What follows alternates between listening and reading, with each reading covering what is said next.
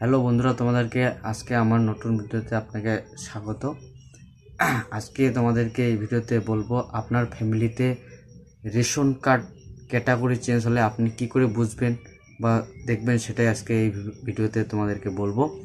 আপনি কম্পিউটার বা ল্যাপটপে যে কোনো ব্রাউজারে যাবেন, গিয়ে WBPDS লিখবেন। WBPDS লেখার পরে একটি পেজ ওপেন হবে। এখানে রেশন কার্ড বলে একটি আসবে, সেখানে আপনাকে ক্লিক করবেন। ক্লিক করার পরে আপনাকে আবার নতুন একটি পেজে রিডাইরেক্ট করে দেবে।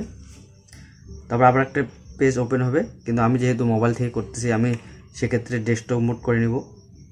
আমি ডেস্কটপ মোড করে নিয়ে একটি পেজ ওপেন হয়েছে, সেখানে আমি স্ক্রল ডাউন করে নিচের দিকে চলে আসবেন। নিচের দিকে আসার পরে একটি পেজ ওপেন হবে, সেখানে আপনি স্ক্রল ডাউন করে নিচের দিকে চলে আসবেন। নিচের দিকে আসার পরে একটি ভেরিফাই রেশন কার্ড বলে একটি অপশন পাবেন, সেখানে আপনাকে ক্লিক করতে হবে। ক্লিক করার পরে আবার একটি পেজে রিডাইরেক্ট করে দেবে।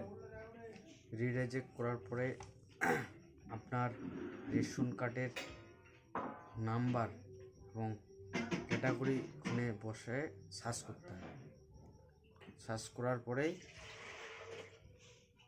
দেখাবে যে আপনার ক্যাটাগরি আগের মতনই আছে না পরিবর্তন হয়েছে, সেটাই আপনি দেখতে পারবেন এখানে। যদি আপনার রেশন কার্ডের ক্যাটাগরি চেঞ্জ হয়, সেক্ষেত্রে আপনি যে খাদ্যদ্রব্য মূল্য পান সেটাই পরিবর্তন হতে পারে।